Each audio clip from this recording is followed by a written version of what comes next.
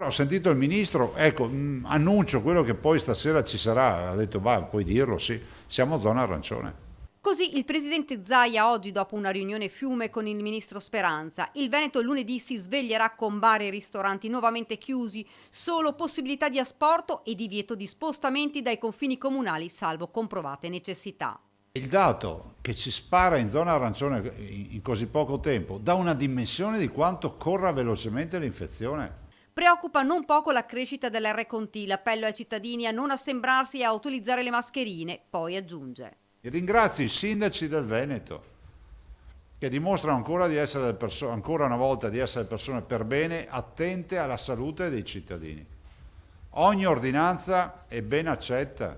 La mutazione del virus sta cambiando l'obiettivo, anziani sempre più vaccinati, ora sta guardando altrove. Guardate, la preoccupazione che noi abbiamo, io, l'assessore Lanzarin, tutto lo staff, il dottor Flor, la dottoressa Russo, insomma tutti, è che questo virus, che poi non lo si dica che io non l'avevo detto, guarda i giovani.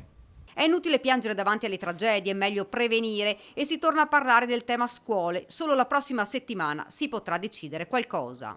Stiamo parlando dei nostri ragazzi, eh? E siccome di questa variante non sappiamo nulla, se serve chiudere una scuola si chiude e se serve chiudere le scuole si chiudono.